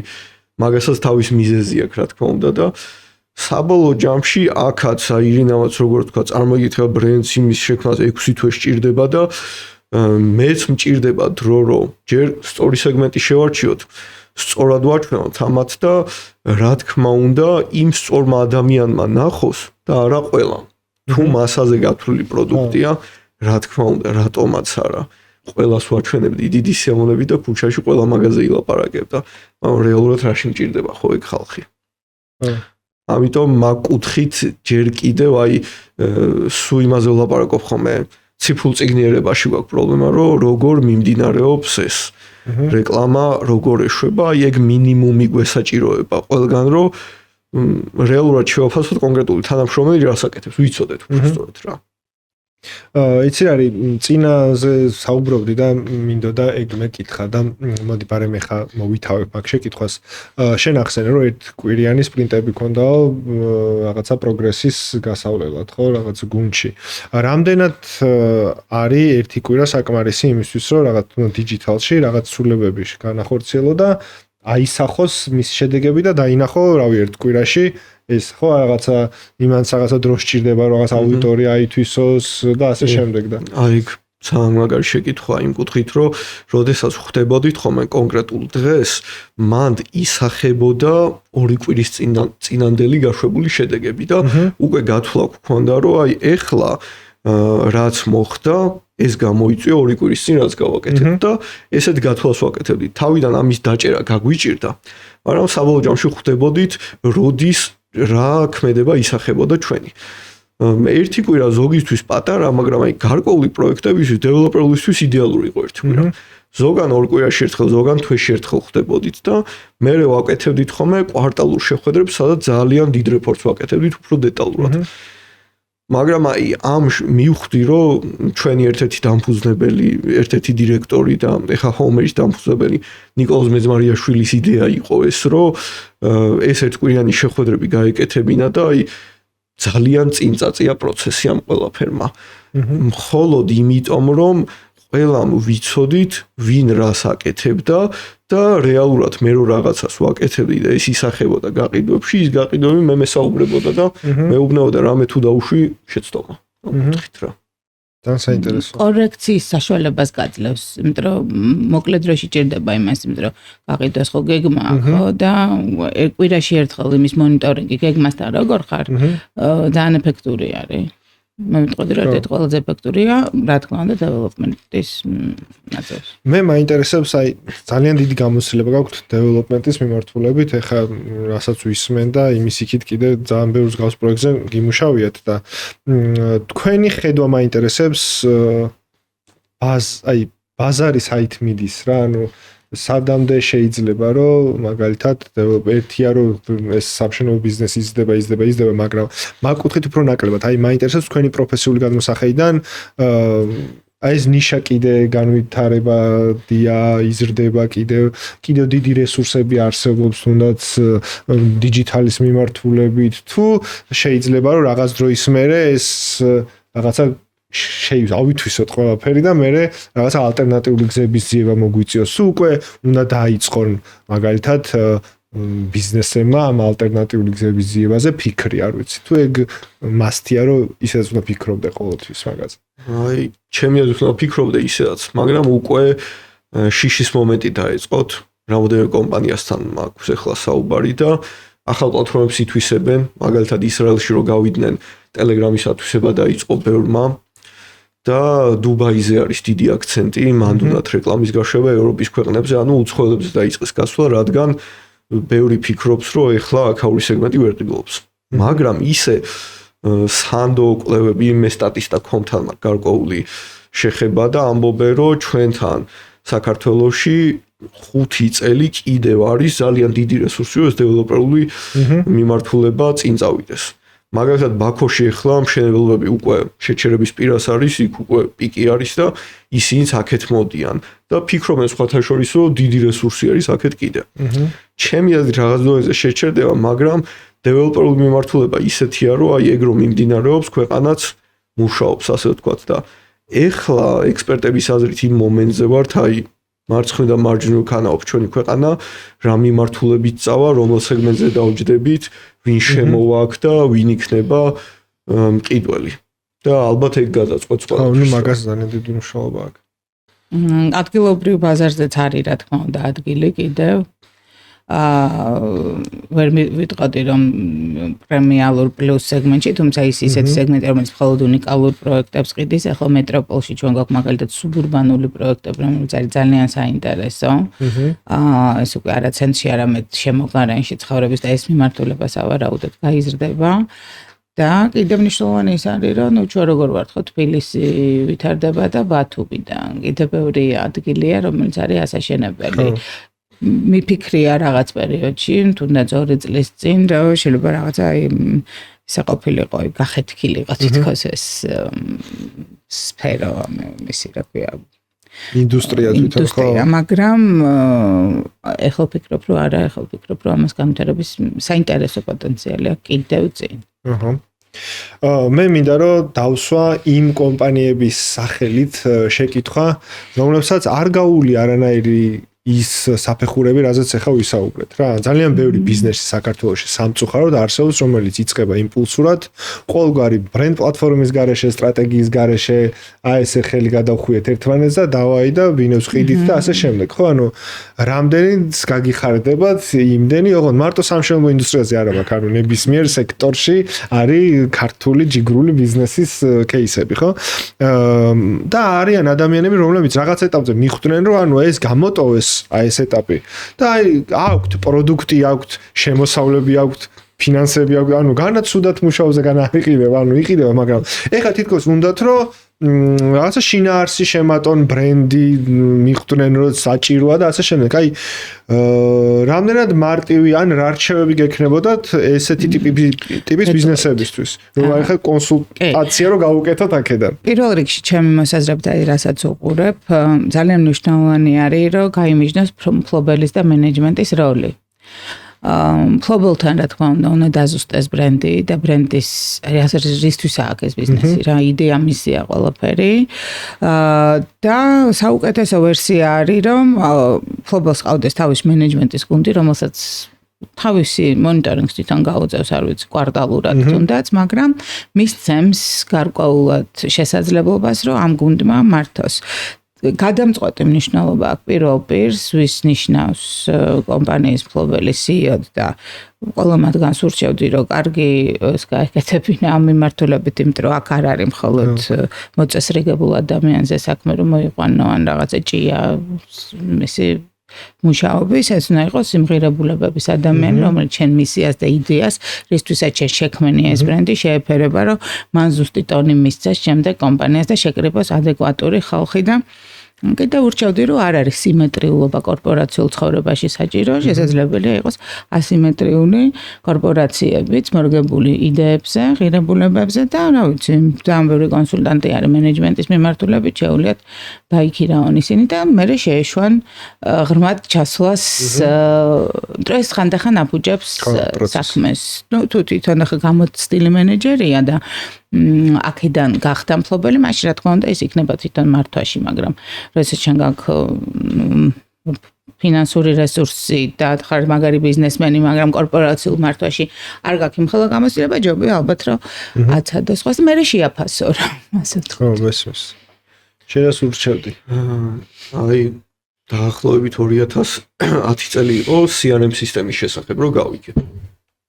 და ალბათ 5 წელიწადში ყველა CRM სისტემა ექნება მეთქი კომპანიაში თქო და გავიდა ეს 5 წელი და ისევ Excel-ი ქონდა ყველას. ეს ბრენდთან რა თქმა უნდა არაფერ შუაშია, მაგრამ ბევრი კომპანია ვიცი რომ აი ერთ ადგილზე არის გაჩერებული და ტრიალებს სტრესს. ბევრისგან გამიგე რომ არც ვიცოდი ეს CRM-ი რო არსებობდა, თორე რა თქმა უნდა დავნერგავდი. ვფიქრობ რომ ყველა კომპანიაში უნდა იყოს რომ აი ბევრი კომპანია მუშაობს, შემოსავალი აქვს, სტაბილურად არიან, მაგრამ არ იციან რამდენი კლიენტი ყავთ, ვინ რამდენი გადაიხადა რა სეგმენტი და აი თუნდაც ეს მინიმალურ დონეზე კომპანიაში ეს ბირთვის სისტემა თუ იქნება დანერგილი, ბევრ ამასაც დაინახავენ. უფრო გაანალიზებენ რა ხდება კომპანიაში და წინ წავლენ ვიდრე კომპიუტერში Excel-ი გქონდეს, რომელიც შეიძლება წაიშალოს და დავიღუპოთ ერთ დღეში. აი, Home-ში მაგალითად ეხლა Bittrex-ი გვაქვს დანერგილი. მე Zoho-ს ძალიან დიდ პატივს ვცემ. ინდურ-ამერიკული კომპანია და ის ინდური აქცენტის კი მიყვარს, ისეთი მაგარი კომპანია და ძალიან ბევრი რამის გაანალიზების საშუალებას გვაძლევს, რამდენად სწორად მივდივართ. და შემდეგ რა თქმა უნდა, ძველ სტატისტიკასაც შევხედავთ. კი ბატონო, ჩვენ პოდკასტში ყავს პარტნიორი ალმა, რომელსაც აქვს კითხვა ჩვენი სტუმრებთან ხოლმე და ამ შემთხვევაში ტრადიციული კითხვა არის, რა როლი აქვს ზოგადად გარე რეკლამას კომუნიკაციაში და საინტერესოა თქვენი აზრი, იმიტომ რომ გაქვთ ბევრ პროექტზე გიმუშავიათ და საინტერესო იქნება თქვენი გამოცდილება. ალმასთან აი ახლაც კი ვიმუშავები მათ გუნდს და მაღალ პროფესიონალ გუნდს და პირდაპირ გეტყვით რომ დეველოპმენტში გადამწყვეტი მნიშვნელობა აქვს, იმიტომ რომ ნუ როგორ არის ხო ბრენდს რა ჭირდება? პირველ რიგში ბრენდს ჭირდება awareness-ი, რასაც ეძახიან და მეორე უკვე პოზიციონირება და მეორე ხდება ეს გაყიდვა. ანუ აი ეს ცნობადობა პირდაპირ არის გაყიდვასთან გადაბმული. სათხარ შენ რომ პირველი სამეული არსებობს, პირველ სამეულში ვინც არის, ნუ ეს პირდაპირ გადაჯაჭულია ხო რომ ვფიქრობ რომელ ბანკში წავალ, რომელიც პირველად მომდის ან მეორე და მესამედ იქ მივდივარ. მე უკვე დანარჩენი სხვანაირად მუშაობს. გარე რეკლამა მუშაობს რა თქმა უნდა awareness-დან, თუმცა awareness-ზე და აპოზიციონირებს კიდევაც ბრენდს აქტიურად ვიყენებდით ჩვენ. ეხლაც ვიყენებთ, ეს არის ლოგოს ცნობადობა, ეს არის შენი ბრენდის ძირითადი იდეის და message box-ის ცნობადობა და რა ვიცი, ამითი ხდები შენ ცნობადი და მე უკვე ამას ემატება. თქვენი აზრით რა ხანგრძლივობა აქვს გარე რეკლამას? აი ხო არის რომ მაგალითად Facebook-ზე პირველად გაუშვი რეკლამა რაღაცა პირველად ერთი კვირა დააკვირდე და რაღაც დათვალა. აი გარე რეკლამა აი თქვენი გამოცდილებით მინიმუმ რამდენი ხანი უნდა იყოს რომ რაღაც მომხმარებელზე მოახდინოს გავლენა. სულონა იყოს, შეიძლება არ იყოს ისეთი ინტენსიური, როდესაც თავიდან შემოდიხარ ბაზარზე და არ ახარ დიდი ხნის კომპანია, გჭირდება აქტიური და ინტენსიური შემოსვლა, რაც შეიძლება მეტი ადგილის ათვისება ან კონცენტრირებულად ადგილის ათვისება, რა მანდაც სტრატეგია არის, ხო? შეიძლება რაღაცა ერთი რეიტინგული ადგილი აითვისო და დაანებო სხვა ადგილებს თავი, ვიდრე ხა დავუშვათ ცალ-ცალკე გაიფანტო, მაგრამ ინტენსიური გჭირდება. თუმცა როდესაც ახლა ხარ უკვე ძალიან მაღალი ცნობადობის ბრენდი, შეიძლება უკვე 5 არასტანდარტული რეკლამის ადგილითაც დაკმაყოფილდე. მაგრამ სულ, აი ხა მაგალითად ჩვენ ხო უყურებთ ფეხბურთის თამაშებს და ხედავთ რომ სტადიონზე არის Coca-Cola. აი Coca-Cola-ს ხო შეიძლება ვიფიქროთ რა თუნდა. აი როგორც კი არ იქნება 1 წელი, 2 წელი, 3 წელი გაუსწრებს კონკურენტი. აი ეს არის მუდმივად დასაჭერი თემა და ადამიანში ის მუდმივად უნდა არსებობდეს თავში. დოზირებებს გააჩნია რა მე უკვე რასთან ერთად მიართმევ ასე ვთქვათ მომხმარებელს შენ თავს რა. სანდრო, ძალიან საინტერესოა ციფრული მარკეტერის აზრი გარე რეკლამასთან, რომ მე ვინც შემხვედრია, ყოველთვის არიან ხოლმე მარკეტერები, რომ გარე რეკლამას წავართვათ ბიუჯეტი და გადმოვისროლოთ დიჯე რა მინდა იქ, როცა შემიძლია აი ამდენ ადამიანს ვაჩვენო რეკლამა. შენ ხარ პირველი მტერი გარე რეკლამას. არა, არ ვეთანხმები მაგას ადრებას. რაღაც ანომალია იდეები მაქვს და რატო გეტყვით? ხო. აქ ისევ და ისევ იმ კომპანიებზე გავდივართ, რომ ვისაც მხოლოდ ლიდების გენერაცია უნდა, კი ბატონო, მაგრამ გარე რეკლამის გარეშე არაფერი გამოვა. მე მაგალითად სადაც მუშაობ იმ პროექტებში, ფიქრობ, რომ თანამშრომლებს უნდა კონდეს ნაყიდი მაქვს ბინამ, მაგრამ მე და ჩემი მეუღლეს გვინდოდა კონკრეტულ ადგილას ბინის შეძენა და ვიპოვ ერთი კომპანია, რომელსაც სოციალიც არ ქონა, პროფილი ქონა შექმნილი გვერდის მაგივრად და საბოლოოდ მომეწონა და ესე მანქანით მივაგენი რა, სადაც ვიყიდე, მაგრამ თუ გვინდა ისეთი კომპანია ვიყოთ, რომელსაც უბრალოდ უნდა ბინის გაყიდვა და მეტი სხვა არაფერი და ბრენდი არ გვაინტერესებს, კი ბატონო. ისე აუცილებელია სასიცოცხლოდაც ჩემი აზრით, რომ გარე რეკლამები იყოს. სულ არაფერი გონებაში ეწვეთება ადამიანს ახსოვს, გადაამოწმებს და მე გიждები ანალიტიკაზე, აი ბითლიდან დაწყებული ყველაფერი აღებული მაქვს, რომ გამოვიკვლიო ხოლმე და რამდენჯერაც ბანერები გაგვითავსებია, აწეულა search-ი ჩვენ კუთხით, ლინკებზე გადმოსვლა ყოფილა კონკრეტული და აი dark social-ი იმატებს ახლა საკმაოდ და dark social-ში ყოველთვის იმატებს ვებსაიტზე გადმოსვლა, ანუ ერთმანეთთან ადამიანები messenger-ში თუნდაც საუბრობენ ჩვენ კომპანიაზე და ზუსტად ემთხვევა ბანერებს რო ათავსებთ ქუჩაში, ვებსაიტზე ტრაფიკი იმატებს. ამიტომ კი მესმის იმ ადამიანების რო ამბობენ, რომ იქ დახარჯული აქ რამდენ ადამიანს დავრიჩავ, კი ბატონო. მაგრამ ის რო სულ გაითიშება აი მართლა ერთი წლით მე მიხვდები რამდენად საჭირო ყოფილა რა. ინტეგრაცია არის მთავარი, ანუ ერთმანეთთან თანაკვეთა სხვადასხვა სარეკლამო და მარკეტინგის აქტივობების და არხების. ყველგან ხდება ყველგან რომ მარტო მაშინ ხო ცხოვრობთ ჩვენ გარეთ ხო ვატარებთ დროს და ვიყურებით და მით უმეტეს კიდე აი ალმაზე ვახსენთ რამდენ ხანს ვატარებთ მანქანაში რამდენი ხანი გვაქვს დაყოვნება და რამდენი ხანი გვაქვს შანსი რომ ვუყუროთ ჩვენს წინ განთავსებულ ბილბორდს რა ვიჭება 10 წუთიც კი ვიდგეთ და ძალიან ბევრი რაღაცა გავიგოთ მაგითი ზომავს სარეკლამო მე ზუსტად აი ამ თავის GRP-ს და გაწვდის სხვადასხვა ძალიან კარგ მონაცემებს და ანალიტიკას ძალიან მაღალი ანალიტიკა მაღალი დონის ანალიტიკა უკვე ასევე გარემოკლამაში. კი, ხო, ნუ ალმამ დაამატა ხა რაღაცა ახალი ანალიტიკის სისტემა და მინდა რომ მაგაზეც ცალკე ეპიზოდი გავაკეთო და მოვიწვიო ეს ადამიანები, იმიტომ რომ ძალიან ხშირად ბევრ ეპიზოდში ჩვენთან სტუმრებს უხსენებიათ, რომ აი ვერ ვითვლით, კარგი იქნება რომ ვითვლით და ეხა დიჯიტალს მაგალითად ესე ვითვლით იქვე და ძალიან საინტერესოა ეს თემა, როგორ ხდება ზოგადად ამის დათვლა და და ცითლება რა თქმა უნდა რაოდენობის მიხედვით და ტრანსპორტის მოძრაობის და რა ვიცი ბევრი ძალიან საინტერესო მიმართულება აქვს და კი ბატონო, მე მაქვს ტრადიციული შეკითხვა ჩვენს პოდკასტში, რომელიც ეხება უშუალოდ ინდუსტრიის განვითარებას და ესეთ რაღაცა ესე ვიძახი ხოლმე, რომ საით მივდივართ, საით მივექანებით მაგაზე რომ ვისაუბროთ. ძალიან საინტერესოა თქვენი პირადი აზრი, როგორ ვითარდება ინდუსტრია. ხა ჩვენ თითქმის სამშენებლო ინდუსტრიაზე ვილაპარაკეთ, მაგრამ ამ შემთხვევაში თქვენი რაღაცა პროფესიული მიმართულებით რო შევხედოთ რა, რომ ანუ ძალიან ბევრი, არ ვიცი, კურსები არსებობს, ძალიან ბევრი რაღაცა სკოლა შეიქმნა მიმართულებით, ხო, არ ვიცი, ხა მეც რო ვიწყებდი, ძალიან ცოტა საშუალება არსებობდა იმისთვის, რომ ამ მიმართულებით გზა გაგეკვალა და თუ შენ არიყავი ადამიანი, რომელსაც შენით არ გაინტერესდა და შენით არ მოიძიებდი, რისერჩს არ გააკეთებდი, ძალიან ძნელი იყო რომ გაზრდილიყავი მოკლედ რა და ძალიან საინტერესოა სად მიდის ეს მიმართულება ვიზრდებით გვაქვს პერსპექტივა გავჩერდით რაღაცა პერიოდი იყო სადაც უცებ ჯამპი გქონდა და გავიზარდეთ ყველანი თუ აი თქვენი მიმართულებით ეგეც საინტერესოა ვიზრდებით რა თქმა უნდა მეტი გვჭირდება თვითონ მარკეტინგის მიმართულებაში და სპეციალისტების მიმართულებაში, თუმცა შედარება არ არის, რაც იყო მაგალითად როცა მე ვეძებ ხოლმე ხო, როცა მჭირდება მარკეტინგის მენეჯერი ავიყვანო მარკეტინგის განყოფილების ხელმძღვანელი. არა. ვერ პოულობ. უცებ შევხვდი კითხვით. ვერ პოულობ ადულად, თუმცა უფრო ადულად პოულობ, ვიდრე პოულობდი. მაინც აქვს ამ დარგს გამოწვევა, იმიტომ რომ მრავალფეროვანი აზრებია თითქოს რაღაც ისეთ თემებში, სადაც მე ვიტყოდი რომ უფრო მეტი სიზუსტე ჭირდება ამ საკითხებს, თუმცა რა ვიცი, რამდენად მონდა ვითარდება. სააგენტოები ძალიან განვითარებულები არიან, ძალიან საინტერესოდ მუშაობენ, მაგრამ სააგენტოებში ჭირდება სწორი ამოცანის მიმცემი და აი აქეთ მხარეს ძალიან ბევრი სამუშაოა, რომ მარკეტინგის ხელმძღვანელმა სწორი დავალება მისცეს კვლევით კომპანიას შეეძლოს განსაზღვროს დღეს რომ დავალებას აძლევს შედეგი რომ მოუვაი შედეგი უპასუხებს თუ არა იმას რაც უნდა რომ მიიღო სარეკლამო სწორი ბრიფი გააკეთოს და სწორად აუხსნას რისი მიღება უნდა და რა ვიცი ამაზე სამუშაოა და რა ვიცი მედია რომ განვითარდება კიდევ უკეთესად და წავეწინ რა.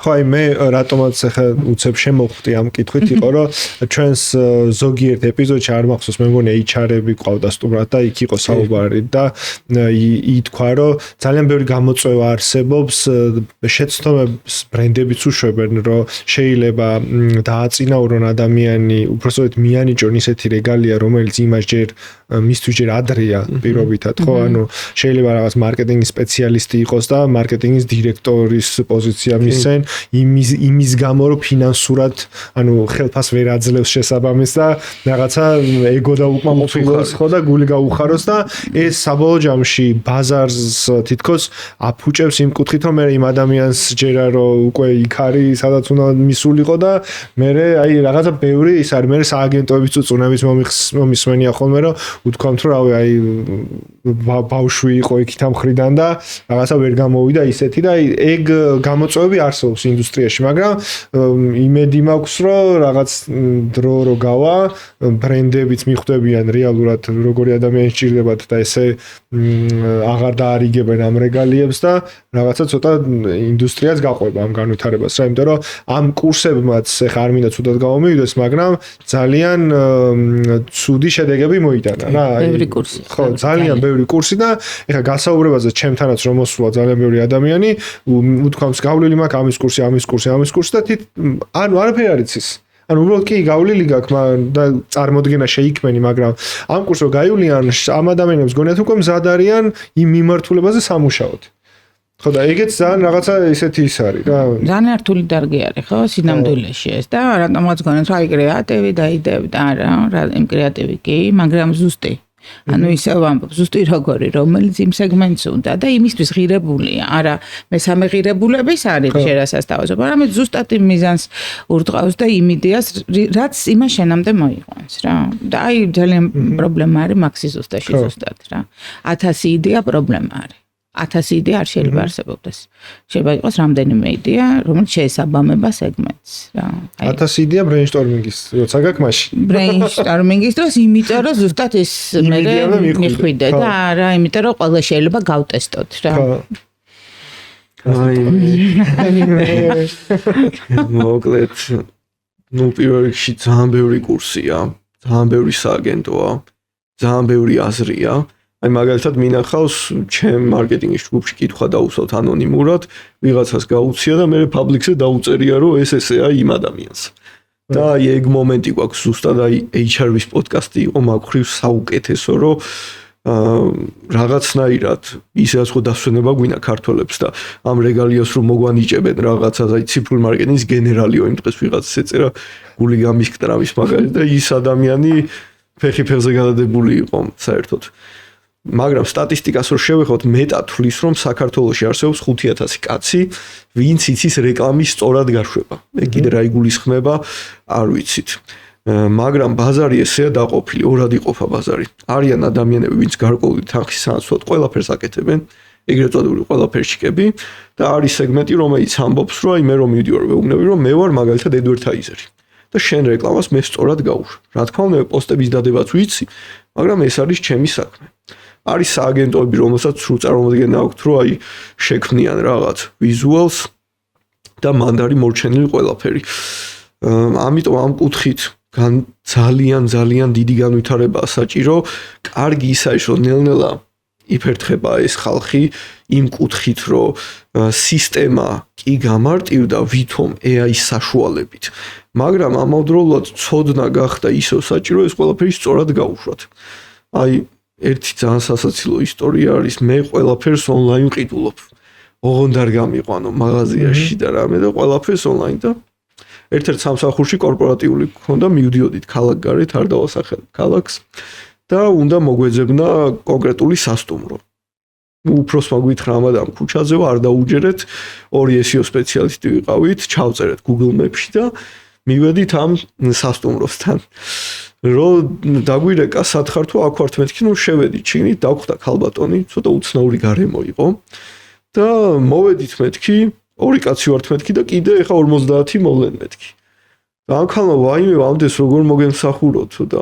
მეთქი და თანხა მეთქი გადმორიცხულია თქო უკვე თქო და გარეთ რომ გამოდი ჩემ უფროს დაურეკე სათხარ მეთქი და სასტუმროს წინ ვდგევარო მეთქი მეცა ვდგევარ თქო რა და მიხვდა რაც იყო ცოტა ასაკოვანიკაცი იყო და იცნობდა მაგ ტერიტორიას და ნუ ეგ ის ადგილიაო და დროზე წამოდითო მაგიდანო და მოკლედ SEO სპეციალისტები მოუტყუდით ასე იმიტომ რომ ჯერ კიდე იმ პერიოდში ვართ ონლაინ არის ყველაფერი მაგრამ ჯერ კიდე იმ პერიოდში ვართ როდესაც ფასადი ყიდის კომუნიკაცია ყიდის რომ მე ჩემ მეგობარს რო ურჩიე წინ მოდის ეგრეთ წოდებული dark social-ი, რაც ნიშნავს, რომ ადამიანები Discord-ზე თუნდაც Reddit-ზე ესეთი დახურული მინი-სოციალები უფრო და უფრო იზრდება და იქ სწორი კომუნიკაციები ხდება საჭირო. ჩემი აზრით ძალიან ცუდ მდგომარეობაში ვართ. კურსების ხრივ ბევრი აფერისტი ყავს, ვითომ სპეციალისტების ხრივ ბევრი აფერისტი ყავს, მაგრამ თითოეულა დიდი ხნის სააგენტოები მაგალითად კრაკენი არიან, ვინც სწორად საუბრობენ და იმ ახლად გახსნილ სიტყვაზე სააგენტოსთან შედარებით ადამიანი უკვე ხვდება, რომ ეს ნახე 10 წელი არის, ეს 1 წელი არის, ამან ვერ დადო შედეგი, ამან დადო. ანუ ეს რაღაცას არასწორად აკეთებდა და გარჩევას ახდენენ რა მომხმარებლები. ამიტომ მაინც იმედი მაქვს, რომ თლად პესიმისტურ ვაიმეთი არ დავასრულებ რა. მომხმარებლები ნაუღდათ მე მქონი მომხმარებლების რაღაც დასაჭირო. ხო, რაღაცა ის არის ხოლმე, რაღაც ტრენდივით საშაურმეების არის უცებ რაღაცა გაიხსნება, აგერ პოდკასტებით ერთ-ერთი მაგალითი არის მაგისა, რომ რაღაც ტრენდული ხდება, მე რაღაცა ყველა მიმართულების მარკეტინგული სააგენტოები, კურსები, რა ვიცი, ბევრი მიმართულება შეიძლება ახლა გაგვახსენდეს რა და ძალიან ალბათ დრო არის მაგის წამალი, რაც დრო გადის, მე გამოჩნდება ხოლმე რეალურად ვინ აკეთებს საქმეს და ვინ დარჩება ბაზარზე. ბაზარი მიხედავს საბოლოოდ მაინც. ბაზარი დაარეგულირებს. თუმცა მას უკეთებენ ხო ცოტა რაღაცნაირ დევალვაციას თუ აი როგორ თქვა რაღაც ხო თითქოს აუფასურებენ ამდენი კურსი. აი პირობითად თქვა მე არავინ აღარ გენდობა, სულ რო ძალიან მაგარი იყო, მე შენც მაგ ერთ ქვაბში იხარშები რა და ძალიან მტკივნეულია იმისთვის, ვინც მართლა წვალობს და საქმეს აკეთებს. კი, და არასწორი მოლოდინები, აი ხშირად ყოფილა დაუცობ შეკითხვა, კურსო დავამთავრებ, მუშაობას დამაწყებინებ, ტესტები რატოა კურსზე, რო დავამთავრებ, დიპლომი მექნება, ანუ თუ ეუბნები, რომ იცი რა გამოსცემ, თუ ჩააბარებ, შენ მიიღებ სერტიფიკატს, არ მოსწონთ. აი ჯერ კიდე მოდის ძველი საბჭოთა წარმოდგენა, რომ უნივერსიტეტში უბრალოდ რო იჯდები და მიიღებ შენ დიპლომს, ყველაფერი კარგად იქნება. ანუ არ უნდათ რომ პროცესში პრაქტიკულად ყველაფერი გაიარონ, მიიღონ გამოცდილება და რაც ყველაზე მთავარია, ხშირად ეშინიათ გაფუჭება. ეხლა შეიძლება ვიღაცამ თქვას, აი ალექსანდრე რო გირჩევს, ესე იგი ყველა ხელს რო წაუსმენს ეს მენეჯერს, იმუშავებს სისულელე არის. ძალიან ბევრი კომპანია გამი. ბევრი ისთვის დაუსვია ხელი, მაგრამ არ უმუშავია ხო? ანუ რადგან მე დეველოპერულ სეგმენტში ვიცი როგორ გავყიდო ბინები, არ ნიშნავს რომ მე რო უცებ გადამაგდო იახტების გაყიდვაში, იქ უცებ ვიპოვი სეგმენტს რაღაც ესე საფეთქლებს დავიზილავ და არ ყველგან ტესტირებაა საჭირო, გამოცდილებაა საჭირო და თუ რაღაც არ გააფუჭე ფიზიკურად ვერ გამოვა და მართლაც რა უნდა ქნა ისეთი რომ დედამიწას ვერ გახლიჩავ არასწორი გაშვებული რეკლამით და თუ ისეთი რამე ქენი რომ კომპანია დაღუპე არ ვიცი მაშინ არ უნდა გარეკავოს საერთოდ. მე მინდა ბოლოს სანამ დავასრულებ ჩვენს საინტერესო საუბარს, ჩვენ ეგეთ კითხვა დავსვა, ესეც ტრადიციული კითხვა არის ჩვენს პოდკასტში. ჩვენს პოდკასტს უყურებენ სტუდენტები და ადამიანები, რომელსაც აინტერესებთ ეს ინდუსტრია, ბევრს კითხულობენ, ბევრს სწავლობენ და მინდა რომ მათ მიუცეთ ხოლმე რაღაცა საინტერესო ან სასარგებლო რჩევები. არ ვიცი, ხა მე პირადად სოციალურ ქსელში გადევნებ თვალყურს და ძალიან აქტიურად ეწევი AI პროპაგანდას და ალბათ ეგეც საინტერესო არის მაგ კუთხით ალბათ ბევრ მეც მაგას თუ ურჩევდი ხა პირობითად ნებისმიერ ადამიანს რომ რაც შეიძლება მეტი ისწავლონ AI-ის მიმართულებით რომ ეს არის ხა მომავლის განვითარების თემა და პროფესია ესე რომ ვთქვათ, თუმცა ნუ ყველა ინდუსტრიაზე ყველას აქვს თავისებური ჰინტები და რჩევები და ძალიან საინტერესო იქნება თქვენი რჩევები, რა შეიძლება გაითვალისწინონ ამ ადამიანმა, როგორი ვარჯიშონ, რა წაიკითხონ და რა ვიცი, რაც კი გაგიხარდებათ მოკლედ. არ ვიცი, საიდან დავიწყოთ თქვენ გადაწყვეტეთ. პრაქტიკა. მე ვიტყოდი რომ პრაქტიკას აქვს გადამწყვეტი მნიშვნელობა. არის ქართული კურსები კარგია, მაგრამ ასევე ურჩევდი რომ ნახონ ევროპაში როგორ ხდება, თუნდაც ბრენდის დიზაინის მიმართულებით რა კურსები არის, ასე აი არ ჩაიკეტონ მარტო ქართულ ბაზარში, პირიქით შეხედონ ასე ვთქვათ, მსოფლიო ბაზარს და იმის მიხედვით გააკეთონ თავისი არჩევანი. ნუ წიგნებთან დაკავშირებით, რა ვიცი, ხა ძალიან ბევრი წიგნიანი საინტერესო არის ხა ესეთი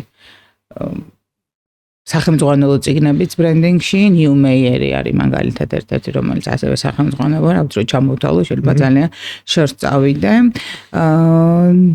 პირველ რიგში ამას ვურჩევდი, რომ ქართული და რა თქმა უნდა, არაქართული ბაზრის ტენდენციები, პლატფორმები, სადაც განხილული არის ქართული მაგალითები, უცხოური მაგალითები რა როგორ მუშაობს და შემდეგ რაღაც აი პრაქტიკა, თავის პატარა სტარტაპები თუნდაც და ამ პატარა სტარტაპებში დანახვა იმისა, რა მუშაობს, რა არ მუშაობს და კარგ სპეციალისტებთან თუნდაც პრაქტიკებზე მუშაობა კარგ კომპანიებში. კარგ კომპანიებში მუშაობა ძალიან მნიშვნელოვანია. კარგი კომპანია რაშინს გამოცდილი კომპანია.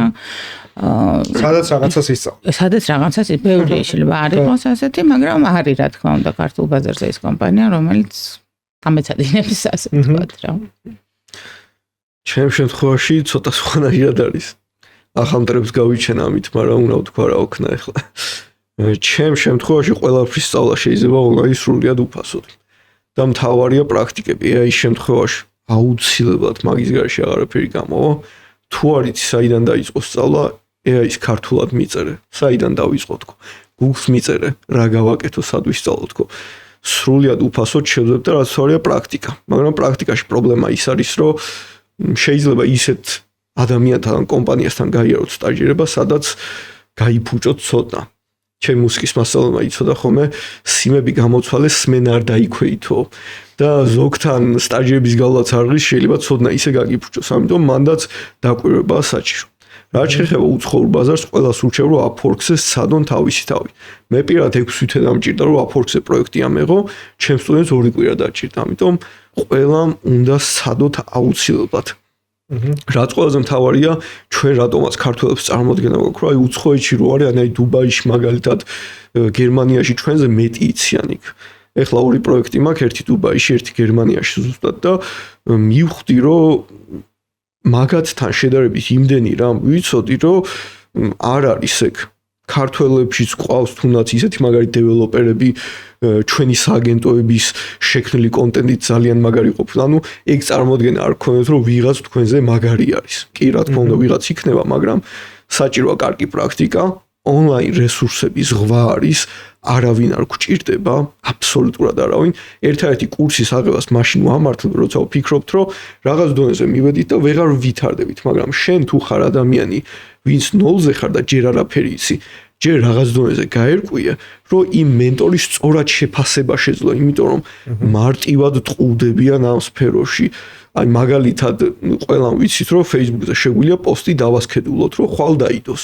და ესეთი მოსაზრება დადო ვიღაცამ, რომ შენ რო თვითონ დებ და არ ასქედულებ, სისტემა გაფასებს ამის გამო და უფრო მეტი ადამიანი ნახავს. წარმოიდგინეთ, ეხლა ვიღაცას თავში მოუვიდა ეგ ინფორმაცია, რომელიც არსად არ წერია და მე ვიღაც იჯერებს და ეგეთი რამ რო არ დაგვემართოს, საჭიროა რომ ჩვენით სადღაც გავიდეთ რა.